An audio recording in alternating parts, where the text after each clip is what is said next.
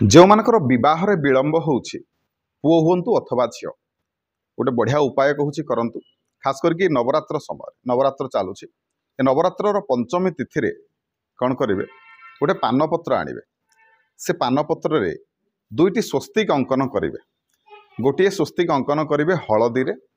आउ गोटे स्वस्तिक अंकन करेंगे सिंदूर रे ता सहित कौन करेंगे किछि अक्षत को सिंदूर रे गोले देबे किछि अक्षत को हलदी रे गोले देबे हलदी रे जो अक्षत गोली थिबे ताकू आपण माने सिंदूर रो जो स्वस्तिक करिसंती पानपत्र उपरे ता उपरे रखिबे एवं हलदिया स्वस्तिक उपरे लाल रंगर सिंदूर जो गोली अक्षत ताकू रखिबे हलदिया स्वस्तिक उपरे एवं निजर मनस्कामना को जणै जहाँ आपणकर मनस्कामना अच्छी जमीक आप बहुत एटा करुँच तेणु आपणकर विवाह शीघ्र हो बोली ये मनोकामना नहीं कि आपण मैंने ये जो पानपत्र को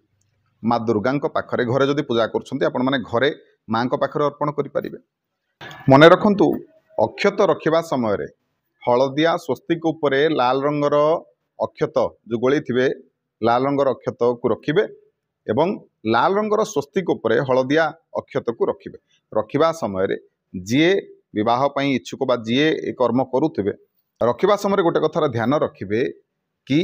आपण माने निजर ना एवं गोत्र उच्चारण करेंगे से समय उच्चारण करिकी निजर मनोकामना जनईकी आपण माने याको रखिबे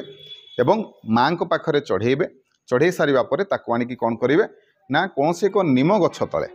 आपण माने ताकू रखिदेकी आसंतु निश्चिंत भाव में खूब शीघ्र माँ दुर्गा आशीष कल्याण कृपा बल में आपणकर मनोकामना जल्दी पूरण हम। वीडियो भल लगे वीडियो को लाइक करेंगे शेयर करेंगे चैनल को सब्सक्राइब करने को अनुरोध रही। जय जगन्नाथ जय शिव शंभु।